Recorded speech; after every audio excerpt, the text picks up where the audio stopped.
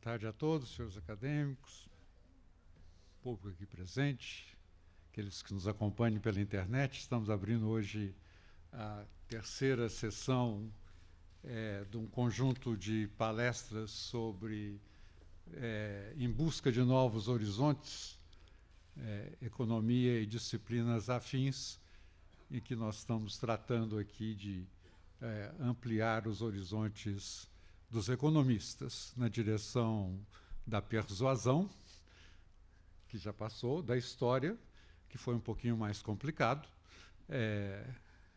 Hoje vamos coroar isso com a literatura e vamos concluir semana que vem com o direito.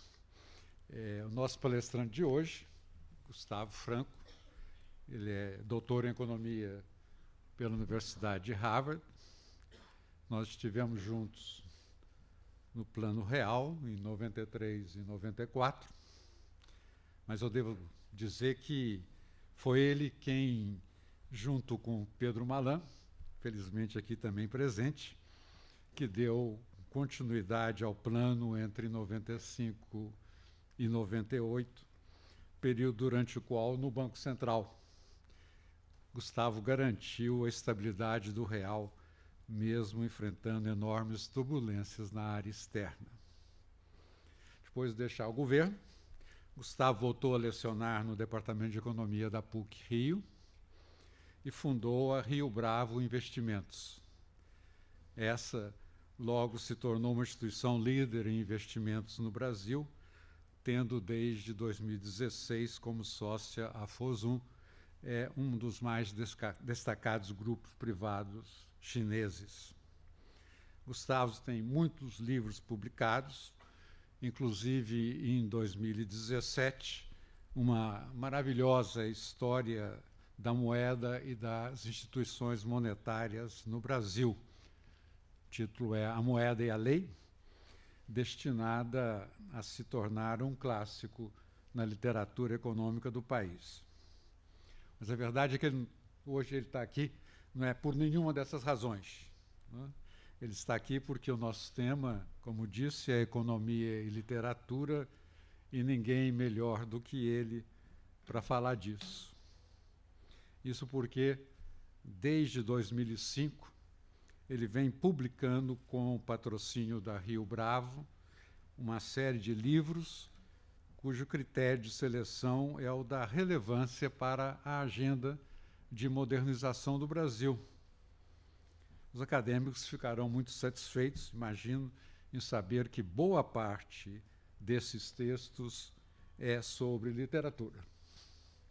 Nessa série estão Rui Barbosa, Fernando Pessoa, Machado de Assis, Shakespeare, o Fausto de Goethe, Roberto Campos e o Mágico de Oz. Uma pleiade de autores. Vamos ver com quais deles Gustavo nos brindará hoje. Com a palavra, Gustavo. Muito obrigado pela presença.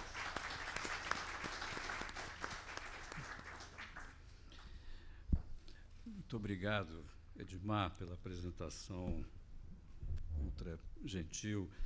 Obrigado a todos pela presença. Obrigado institucionalmente à academia pelo gentil convite, por estar aqui. Mas, Edmar, o tema é muito vasto, esse que você me deu, muito perigoso.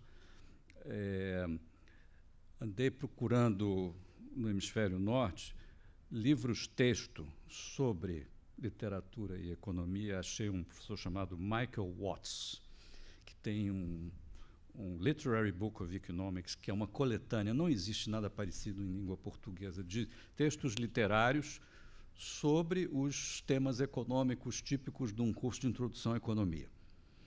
E funciona como um volume auxiliar ao de introdução à economia. Teria muita serventia aqui no Brasil fazer alguma coisa parecida. O professor Watts, no entanto, acha que o assunto é muito tenso. Ele descreve a relação entre literatura e economia como inevitável, mas desagradável, é como ele diz. Vamos ver por quê. as duas áreas de conhecimento, aqui, minha opinião, tratam da mesma coisa, da humanidade.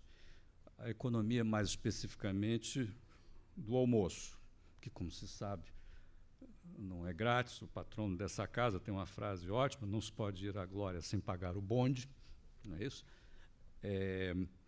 E, no mais, sem o almoço, a humanidade não passa de uma manhã, não é isso? Para ultrapassar uma manhã agitada, é preciso almoçar.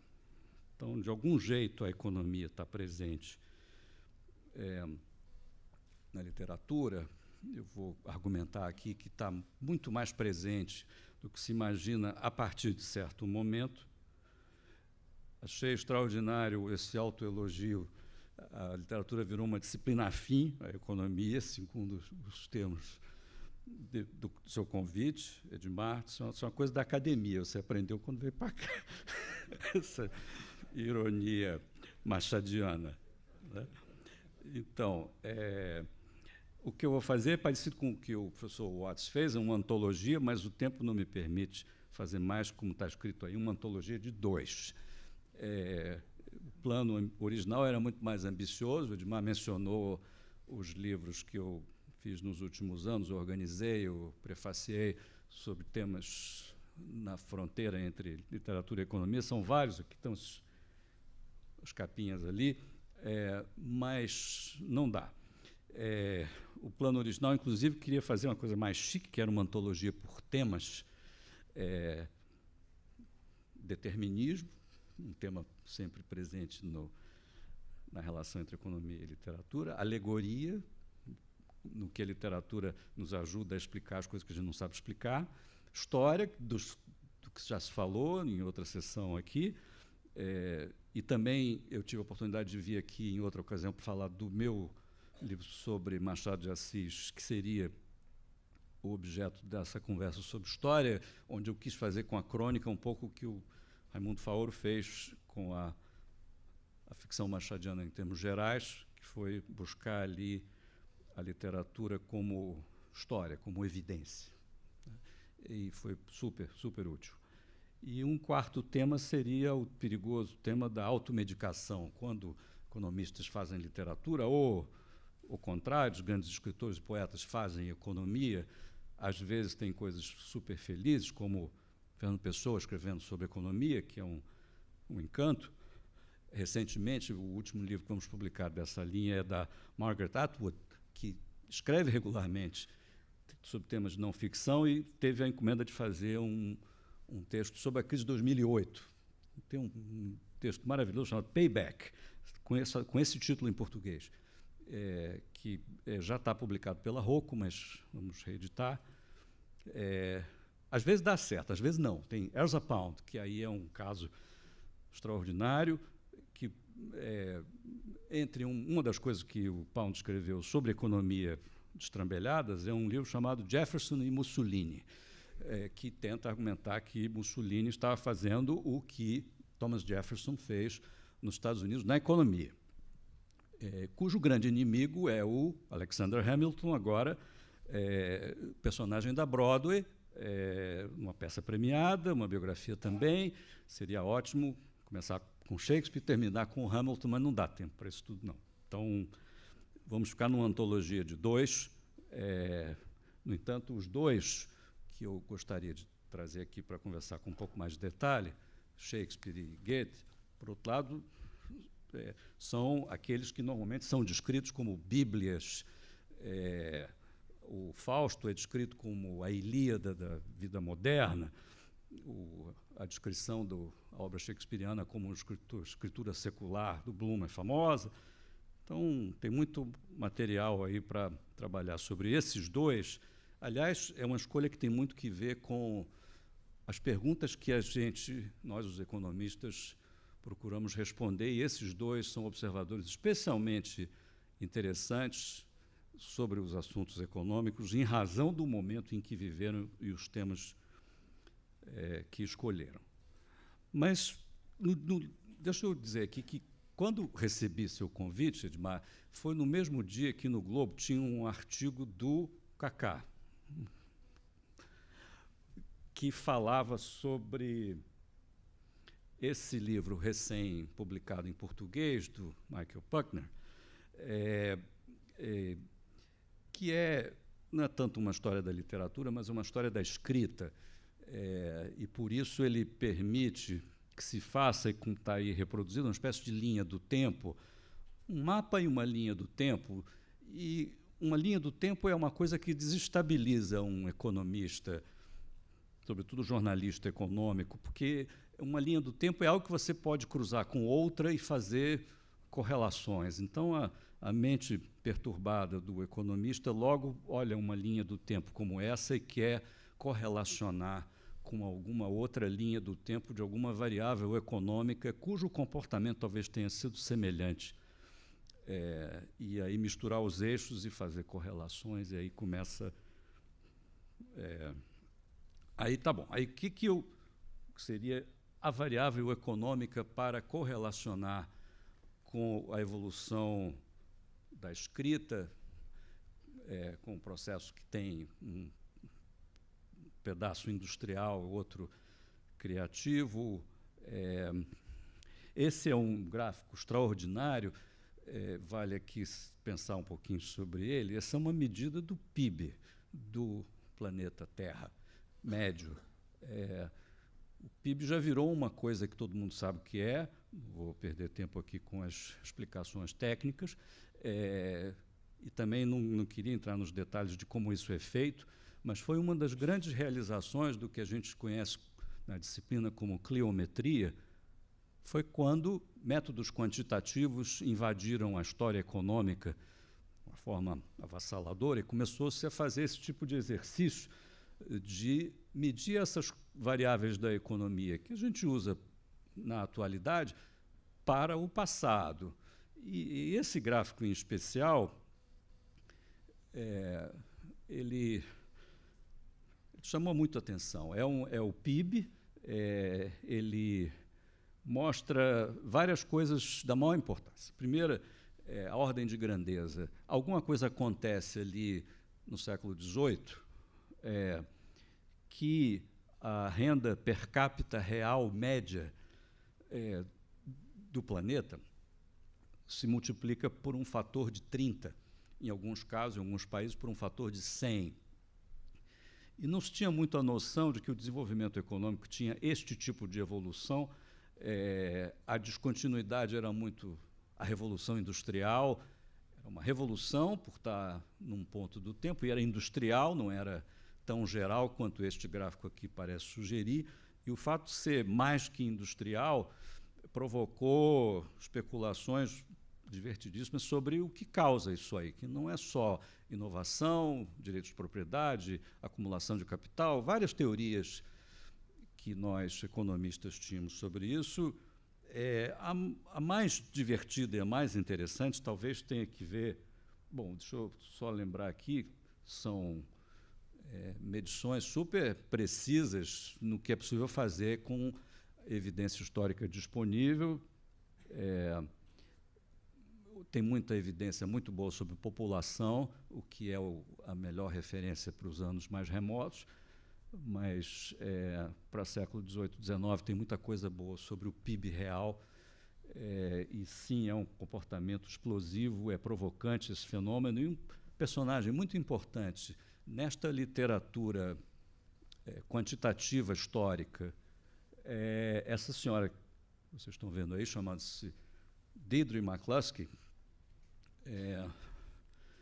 e poderia perfeitamente ter sido vencedora do Prêmio Nobel, que foi concedido em economia em 93 para dois economistas que se dedicavam a essa atividade que a gente chama de cliometria, Robert Fogel, Douglas North, e poderia perfeitamente... junto com ela, foram fundadores da Sociedade Cliométrica nos Estados Unidos em 1983, 10 anos antes. Ela podia ter ganho o Nobel. Por curiosidade, todavia, nessa época, no entanto, Deirdre era Donald. Eu o conheci em Harvard, era professor na Universidade de Chicago, E em 1995, aos 53 anos de idade, fez uma cirurgia de gender reassignment e se tornou Deirdre. E é talvez o único caso conhecido, portanto, chama isso, um experimento natural de identidade de gênero, porque uma pessoa que mudou de sexo, um scholar de primeira linha, já conhecido por suas contribuições como Donald. Peirce possivelmente falou de Donald quando falou de Retórica, que é o primeiro livro mais influente dela, quando Donald.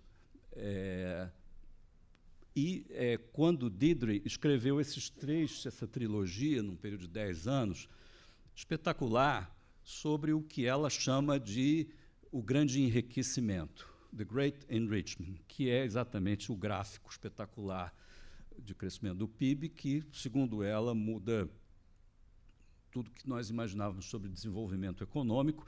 E o que ela diz sobre isso, que é extraordinariamente interessante, é o seguinte: qual a causa?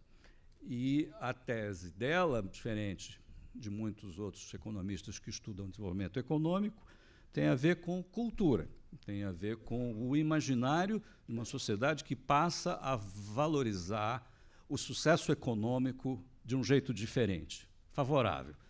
E isso contamina todas as atividades humanas, e a inovação tem essa dimensão muito aberta, e é isso, do ponto de vista dela, o que explica essa explosão, melhor do que qualquer outra explicação. Mais que isso, quer dizer, além disso, vale lembrar, deixa eu voltar aqui, quando se tem a perspectiva de multiplicar por 30, 40, 50 ou 100 vezes o seu conforto material, sua renda, esse passa a ser um assunto da literatura, inclusive as aflições provocadas por um progresso tão veloz, que pode ser também um tombo tão veloz, passam a ser assuntos espetaculares como matéria-prima literária. As passagens interessantes aí, Engels falando sobre Balzac, diz que ninguém melhor explicou o Homo economicus que surge nessa ocasião do que Balzac. Piketty usa essa mesma analogia e põe junto Jane Austen, e aí as mocinhas casadoras da Jane Austen todas estão pensando em dinheiro. Já são personagens dentro do Great Enrichment que não estão pensando em outra coisa. Não são galãs, bonitões, são dotes, são rendas anuais regulares e fortunas que entram nos cálculos dos personagens Austen ou balzaquianos. Talvez valesse a pena, em matéria de literatura, não tanto entrar nesses autores já impregnados pelo espírito do grande enriquecimento, a ponto de as relações conjugais, por exemplo, não terem outra motivação, e tentar ir um pouco mais atrás, aonde talvez a nova não está completamente desenvolvida e o velho não morreu. E aí acho que Shakespeare e Goethe são duas entradas espetaculares. Selecionei uma passagem aqui do Keynes sobre Shakespeare, de um determinismo infame. Tem uma história sobre o ouro que vem das colônias para a Espanha enriquece a Inglaterra, que, por sua vez, experimenta um apogeu econômico, produto do qual aparece Shakespeare. Algo que irritava nossa Bárbara Eleodora profundamente, se fosse assim, teriam aparecido uma dúzia, não só um, é só uma referência. Mas tem uma coisa interessante para explodir essa ideia de determinismo, superestrutura, infraestrutura, que é uma ideia de sinergia que é muito visível na Inglaterra elisabetana, que de um lado, a relação econômica entre os mercados e os países e as empresas vai produzindo sua própria linguagem na forma dessa coisa que a gente conhece como moeda. A moeda é a linguagem do comércio, ao passo que o teatro se torna um fenômeno social cujo paralelo mais próximo, já bem distante, é a Grécia, e que tem um público avassalador e uma influência no imaginário da sociedade incrível, e ali se cunha o idioma, como se cunham as moedas fora dali, em razão da Revolução Comercial, e a linguagem e o imaginário e a identidade nacional se produz nesse espaço ali de socialização que é o teatro, que é o mercado, criando aí uma sinergia muito bacana entre... E não é nem aqui é um historicismo brutal, mas é um momento particularmente singular, onde a organização do teatro e a organização da economia através do mercado experimentam uma sinergia, e é um momento particularmente importante do idioma inglês, da literatura inglesa, da economia inglesa. Essas passagens são indicativas disso aí. Vou apressar meu passo aqui. Alguns números impressionantes para dar sustentação a esse tipo de tese. Londres era uma cidade de 250 mil habitantes em 1600, num país de menos de 5 milhões. O Globo, que tem lá, foi reconstruído em Londres, na parte sul do Rio, cabia 3 mil pessoas. O Blackfriars, que era o outro teatro coberto da Companhia do Shakespeare, que funcionava mais para cima no Rio, cabia 800. Hoje funciona no mesmo complexo lá em Londres, os dois juntos.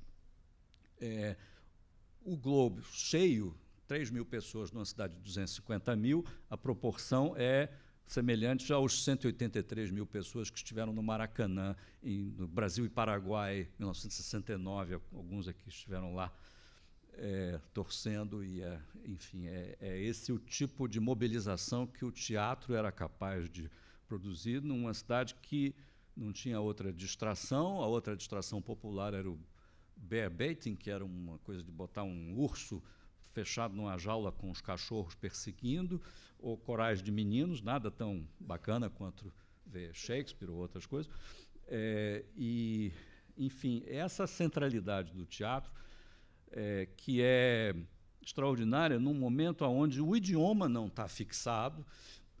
Vocês podem ver nessa tela aí, são exemplares manuscritos da assinatura de William Shakespeare, que é um desastre, parece uma pessoa perturbada, mas e a grafia diferente, Shakespeare, não tinha muito fixado como se escreve. A língua falada não tinha uma correspondência na língua escrita. Em 1605, Oxford tinha só 36 livros em inglês, de 6 mil, em latim ou grego, que era a língua culta, eram as línguas cultas. E o meu dicionário, que se tem notícia de língua inglesa, de 1604, tinha só 2.500 palavras. A gente sabe que Shakespeare talvez tenha inventado mais do que isso, além das 20 ou 30 mil palavras que usou no resto das suas peças. Ou seja, é curioso esse momento de invenção da linguagem escrita.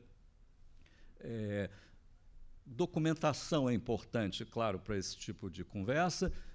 Tem um documento valiosérrimo para essa época, que era a Companhia de Teatro Rival. Duas companhias de teatro eram dominantes na ocasião: o Chamberlain's Men, do Shakespeare, e o Admiral's Men, que era o rival. O manda-chuva da Companhia do Almirante chamava-se Philip Henslow. E esse senhor deixou um diário, e nesse diário tinha tudo que se passou na atividade dele durante 2 anos, onde a companhia fez 220 apresentações, 63 peças diferentes, 44 novas. É possível ver que uma peça, um blockbuster, assim, muito popular, é encenada 20 ou 30 vezes. Foi o caso dessa companhia, por exemplo, encenou primeiro o Fausto, de Marlowe, que foi um grande best-seller, um blockbuster na ocasião. 3.000 peças foram escritas aí nessa ocasião, até os teatros serem fechados em 1642 pelos puritanos, 80% das quais a gente só conhece pelo nome. E 230 sobreviveram, entre as quais os 38 de Shakespeare. Era um momento espetacular. Para não ficar no entorno, para falar do texto, tem 2 peças cheias de economia e que dá para usar em sala de aula muito bem. O Mercador de Veneza é uma delas, que tem um assunto particularmente atual, que é o assunto brasileiro da meia entrada e dos campeões nacionais do BNDES e do crédito direcionado, facilitado, baratinho, camarada, para quem é amigo do rei. E aí os gráficos são gráficos do Banco Central recentes, isso que chama-se ICC, é Índice do Custo do Crédito, é uma coisa que o Banco Central, que o Banco Central publica regularmente, pela qual a gente vê que no Brasil metade do crédito é o que está ali com a figurinha do Shylock, custa 35% ao ano, e metade do crédito, que está aqui com a figurinha do Jeremy Irons, no papel do mercador, do cristão, custa 9% ao ano. São dados do ano passado, está até mais baixo que isso agora. Mas a diferença é brutal e é metade. Metade do Brasil mora no Rialto, metade no Belmonte, não é isso? Metade tem crédito camarada, metade é Shylock, e essa dualidade é explorada de uma forma espetacular na peça, e, portanto, permite que a gente faça uma conversa inteligente sobre preconceito, sobre política monetária, sobre seletivismo em políticas públicas, botando a garotada para conversar sobre uma peça shakespeariana. Isso é espetacular, não tem preço. Segundo exemplo de peça econômica espetacular é o Timon, que é pouco conhecido, mas dá para dizer que é a peça mais própria para a Inglaterra pós-2008, e, de fato, teve uma grande produção teatral poucos anos depois, encenada no National Theatre, adaptada por os 2 senhores aí, Ben Power e Nicholas Hytner, foi em 2012, e ela, inclusive, veio para o Brasil, a mesma adaptação, passou aqui do outro lado da rua, no Teatro Maison de France, e é uma história que é colocada, como se faz muito com encenações shakespearianas num ambiente contemporâneo. Você entrava no teatro, tinha tendas do movimento Occupy, e a história toda tem alusões ao que se passa.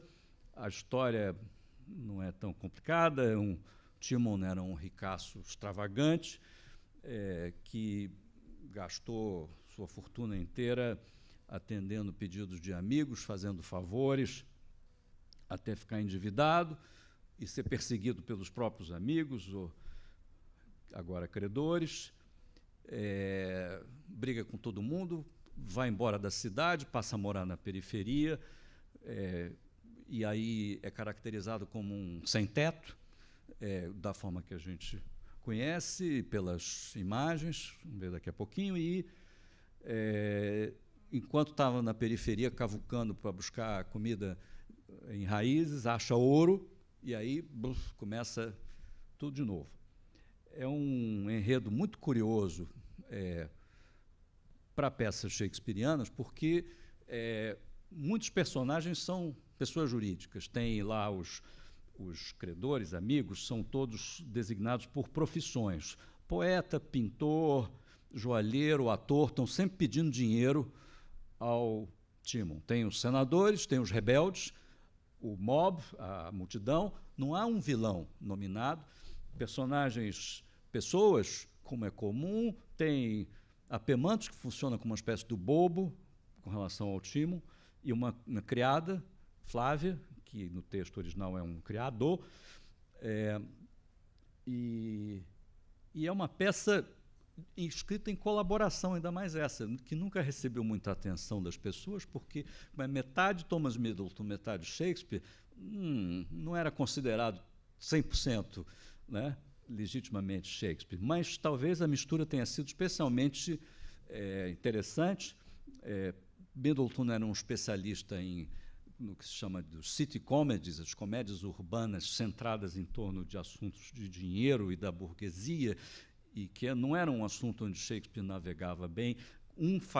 Middleton que faz a primeira parte, que parece bem ser um drama de alguém muito excessivamente generoso, que é uma história sobre ingratidão e relações humanas e tal. E na segunda parte, que é escrita pelo Shakespeare, é quando ele já está degradado fora da cidade, encontra ouro, e aí ele pega o ouro que ele achou na rua e dá para o Alcebiades, que era o chefe dos rebeldes, caracterizado como um que chefia Black Blocs, e essas pessoas então ocupam a cidade, elas tomam o poder, e Alcebiades então é corrompido e se junta aos senadores, e Timon termina se suicidando de desgosto. É uma tragédia, está entre as tragédias na definição do First Folio, mas só tem um morto. Em geral, as tragédias morre muita gente, né? Essa é a que menos morre gente. Só um e o protagonista. O que é tão tenso do ponto de vista da economia? Exemplo interessante, o Timon recebe uma pessoa que pede dinheiro a ele para livrar um amigo que está preso por dívidas. Ele dá o dinheiro, você vai lá, paga a dívida, depois sai da cadeia, arruma dinheiro, quer pagar ele de volta. Ele diz, não quero receber, porque eu doei. Se eu receber de você, significa que eu doei com contrapartida, isso é usura, isso eu não faço. Eu sou, enfim, sei lá, aristotélico, sou alguém da velha guarda que não faz as coisas para ganhar juros. Eu sou imprevidente, imprudente mesmo. É por amor. Esse tipo de tensão entre a economia da reciprocidade feudal, né, e a nova economia capitalista é o que é o centro nervoso da peça, e o dinheiro claro, é o centro das atenções. Bom, 1844, ninguém menos do que o próprio Karl Marx escreve um texto espetacular, um texto pequenininho, que cita Timon amplamente. E ficou essa lenda de que é a peça shakespeariana favorita de Marx. E passagens do texto aqui, as que estão em amarelo, são especialmente interessantes. O dinheiro é a meretriz universal, Universal Whore, em inglês, cafetão universal, Universal Pimp,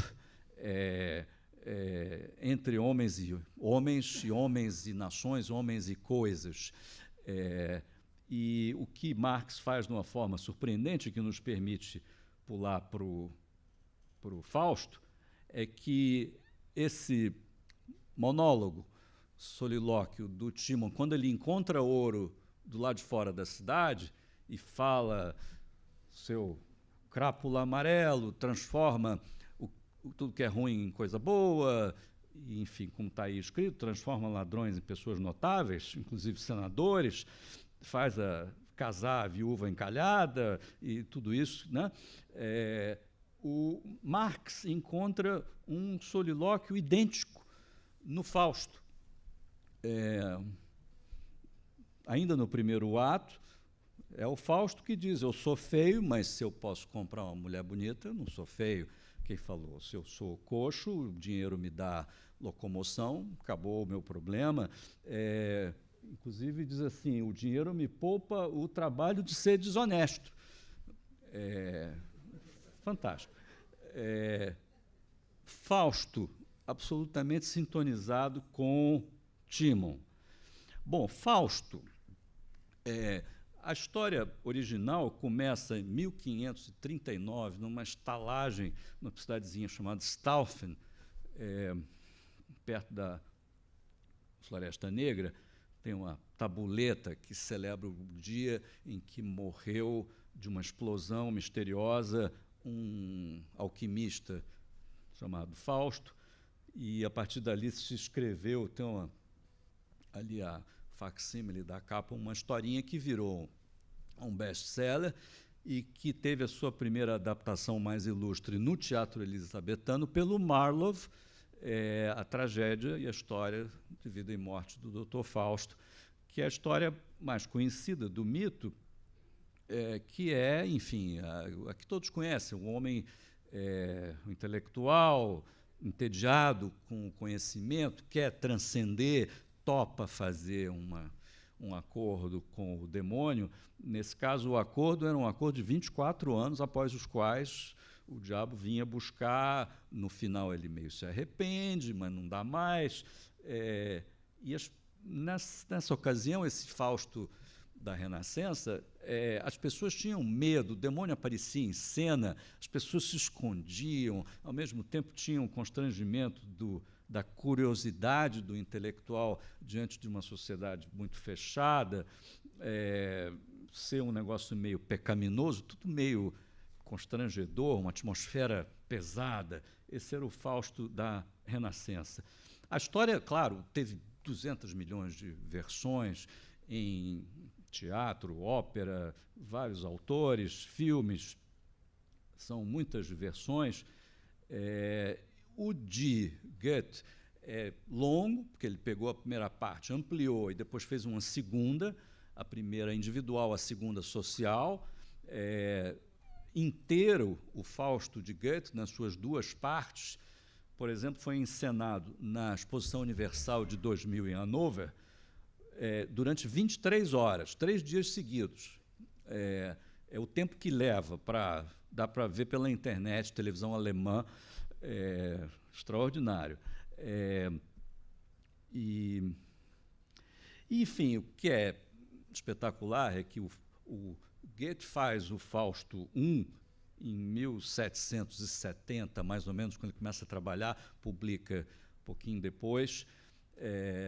Ele tinha entre 20 e 30 anos. Ele só termina a segunda parte em 1831, pouco antes de morrer, já perto de 80 anos.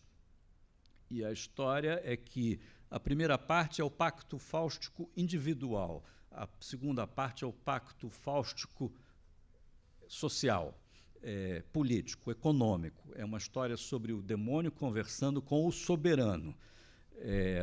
E, na segunda parte, Fausto e Mefisto são economistas, são empresários, onde se verifica que o interesse da profissão no assunto é firme. E várias coisas são diferentes do Fausto Goethe. Primeira parte, relativamente ao Marlowe, e as novidades da segunda, então, são espetaculares. Para começar, ato 1 da segunda parte, o demônio se fantasia de astrólogo, vai ao soberano explicar para ele uma invenção diabólica, o papel moeda, que vai resolver todos os problemas do reino. E pode parecer exótico, mas estamos ainda numa época em que, sim, soberanos contratavam alquimistas para, através de processos químicos, transformar chumbo em ouro. Essas pessoas estavam lá no subsolo do castelo, lá, trabalhando. De vez em quando explodia um e tal. Mas, obviamente, não precisava contratar um alquimista, tinha agora um economista, que podia fazer muito mais estrago. E aí, uma análise particularmente aguda do Fausto é essa do Marshall Berman, que fala da parte 1 ser autodesenvolvimento, o pacto fáustico individual, pode ser o pianista, o intelectual, que quer transpor um limite, para o social, que é o ideal do desenvolvimento econômico, o pacto fáustico do rei, da coletividade, para transcender para uma outra fase, e daí a ideia de que o Fausto é a tragédia do desenvolvimento. Para nós, um tema espetacular. Essas imagens são da encenação de 2000, que dá para tirar na internet. O rei de vermelho é o demônio, o rei, obviamente, no trono, e o primeiro ato da tragédia é um pacote econômico, não é isso? Então, é o astrólogo que promete ao rei essa solução encantadora, e que o rei, numa noite de carnaval, assina, meio sem entender o que estava acontecendo, as cédulas do papel moeda, e na manhã seguinte o chanceler vem com essas cédulas que são parecidas com as cédulas da hiperinflação alemã, e diz: Majestade, todos os seus problemas acabaram. E está escrito na nota, e aí o que está escrito, em aspas ali, é algo do tipo: o lastro dessa coisa são os tesouros enterrados no reino, e o reino é cheio de tesouros enterrados, todos os reinos são, não é isso? Então, enfim, ali temos lastro para fazer pedacinhos de papel que não valem nada, mas que são representativos de riqueza. Bom, o rei, aí, isso é só o primeiro ato, né? Ainda no primeiro ato, o rei, depois dessa mágica, os reis ficam excitadíssimos. Então, nesse caso, o rei pediu aos dois, Fausto e Mefisto, que apresentaram essa invenção, disse: agora eu quero Helena de Troia. Faz uma mágica aí, traga para mim Helena de Troia. E aí, Fausto e Mefisto, inclusive, já não é mais um demônio fazendo mágica. Ele, para trazer Helena de Troia para o rei, ele usa um expediente que pintores usavam muito, chamado câmara mágica, câmara escura, tem vários nomezinhos, mas é um prisma numa vela que projeta uma imagem na tela e que permite uma exatidão espetacular em muitos quadros, século XVII, XVIII. Pois bem, Mefisto usa a tal da câmara escura para projetar numa penumbra uma pintura de Helena. O rei fica encantado, mas tenta agarrar a Helena, dá um problema, a câmara cai, ele é desmascarado, saem correndo os dois. É tudo uma fraude. Esse é um pouco o enredo de pedaços de papel que valem como ouro, né? Mas esses pedaços de papel depois financiam uma guerra e financiam tantas coisas, e lá no quinto ato, depois de muitas aventuras, o Fausto, envelhecido, é um empresário que realizou muitas coisas, ele e seu sócio, agora Mefisto não é mais alguém que lhe proporciona coisas sobrenaturais, mas é um sócio, os dois tem um episódio famoso, quer dizer, muito badalado na crítica, que tem dois velhinhos numa área que eles querem aterrar para fazer um canal, então eles mandam lá umas pessoas matar os velhinhos, que são assim uma metáfora para custos do progresso, atropelar os velhinhos aqui que estão no caminho da evolução, Filemon e Bosses, que são figuras da mitologia salvas do dilúvio. Aqui não, o dilúvio pega os dois, para não ter engano, e é o seguinte, bom, esse senhor que agora, na primeira parte, foi uma inovação da primeira parte, escrita por Goethe, que tinha um personagem feminino, Gretchen, que ele trata muito mal, ele engravida a menina, depois abandona, mata o irmão da menina, um horror. Mas ela vai para o céu. E no final da segunda parte, quando o demônio vem buscar a alma de Fausto, essa cenografia que é espetacular, desce um negócio do céu, anjos e arcanjos e a beata Gretchen perdoam o Fausto. Ou seja, uma coisa curiosa, no Fausto da Renascença, as pessoas tinham medo do demônio na tela, em cena.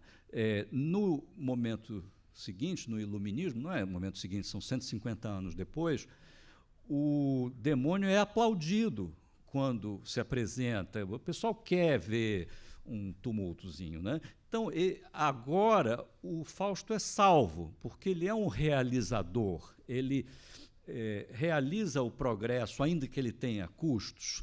Então, mesmo a menina que foi violentada por ele e tal, está lá e ele é perdoado e ele vai para o céu. Porque é isso. Bom, esse Mefisto não é mais mágico, ele é uma metáfora para os meios, ele é o acelerador da experiência, ele não é mais diabólico, ele é um facilitador, ele é esses pedaços de papel, ele é uma figura para esses artifícios aí, esses pedacinhos de papel cheios de zeros que a gente se acostumou a usar. Um diabo, uma fraude, um cafetão universal, e nós conhecemos bem, aqui tem figurinhas, são os assignats franceses, uma cédula ali de 100 trilhões de dólares do Zimbábue, e o Edmar lembrará do Mário de Andrade, 500 mil.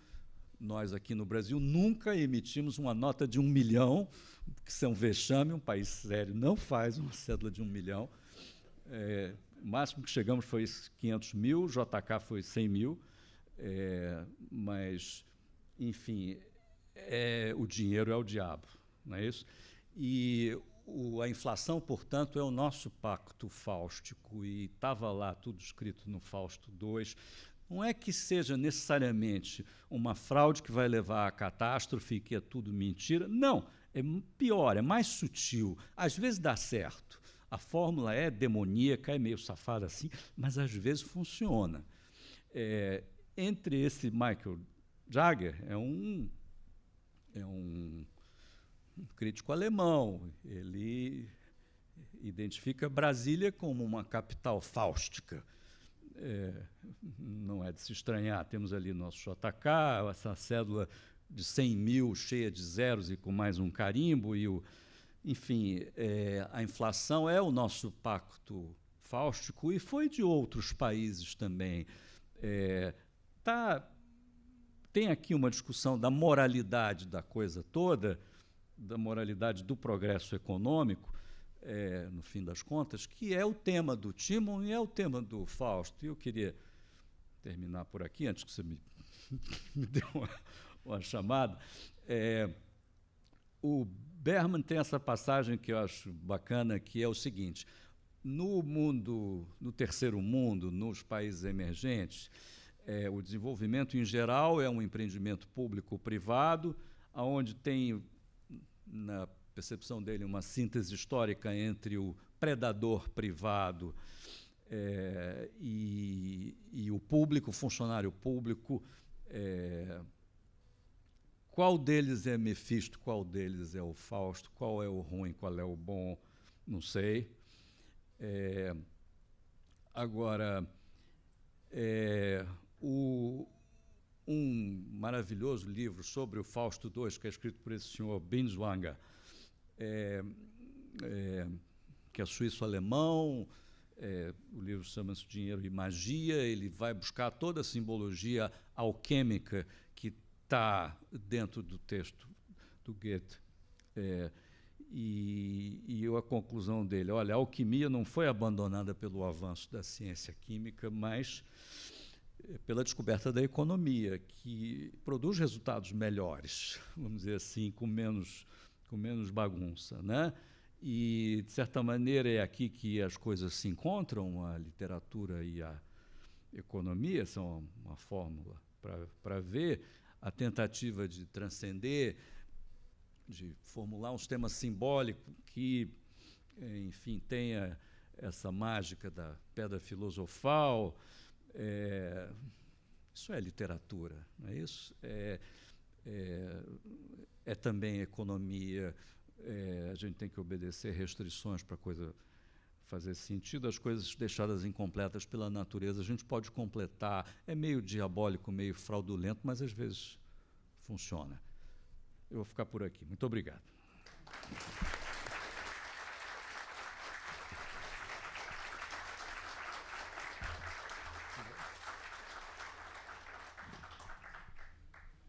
Muito obrigado, Gustavo.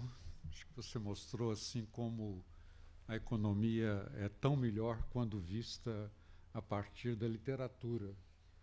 Eu, depois dessa lição aí faustiana, eu nunca mais vou me denominar de praticante da ciência do desalento.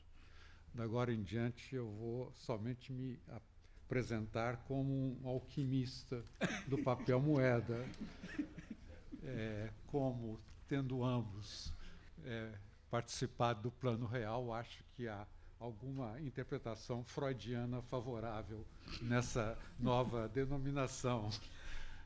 Semana que vem nós voltamos para a última sessão, Economia e Direito, com a economista e advogada Helena Landau. Muito obrigado pela presença de todos.